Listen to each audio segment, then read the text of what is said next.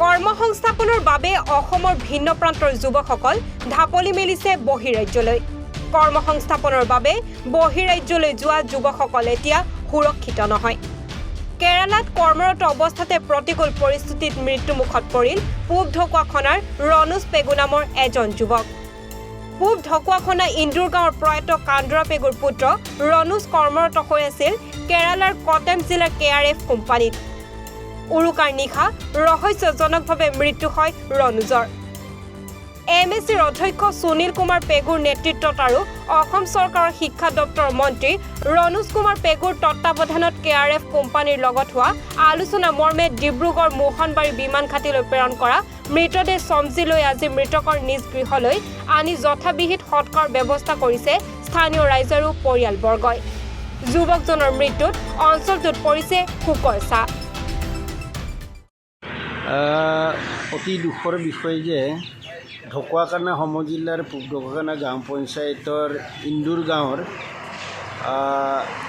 এজন যুৱক কেৰালাৰ কটেম জিলাত এটা কুকুৰা ব্ৰইলাৰ কোম্পানীৰ কাম কৰি আছিলে।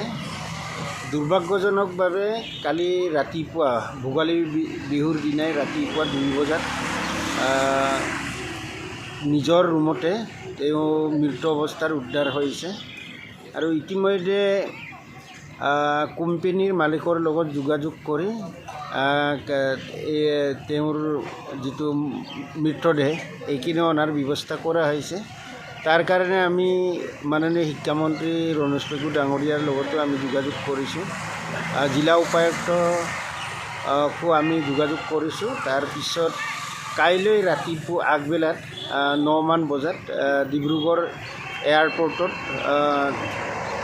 ডেড বডিটো আহি পাব আৰু তাৰ কাৰণে আমি স্থানীয় আমাৰ পূব ঢকুৱাখানা আঞ্চলিকত অন্তৰ্গত থকা কেন্দ্ৰীয় জিলা কমিটি আৰু আঞ্চলিক কমিটিৰ লগত যোগাযোগ কৰি কাইলৈ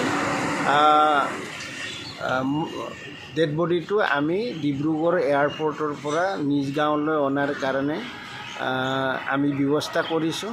আৰু ইয়াতে এইটো দুখজনক ঘটনা যে বহুত সময়ত বহিৰাজ্যত কৰ্মৰত কেইবাগৰাকীও যুৱক বিভিন্ন কাৰণত মৃত্যু সাৱটি ল'বলগীয়া হৈছে। এইটো ক্ষেত্ৰত বহিৰাজ্যত থকাসকলকো বিভিন্ন ক্ষেত্ৰত বিশেষকৈ স্বাস্থ্যৰ ক্ষেত্ৰত যত্ন ল'বৰ কাৰণে আমি অনুৰোধ জনাইছোঁ। কাৰণ বা সামাজিক পৰিৱেশটোৰ লগতে এডজাষ্ট কৰিবৰ কাৰণে আমি অনুৰোধ জনাইছোঁ। কাৰণ এইটো বহিৰাজ্যত কৰোঁতে মানে নিজৰ গাঁও যিহেতুকে নহয়, হয়তো খাদ্য খোৱা ক্ষেত্ৰতে হওক বা সামাজিক ক্ষেত্ৰতে হওক তেনেকুৱা ঘটনা হ'ব পাৰে।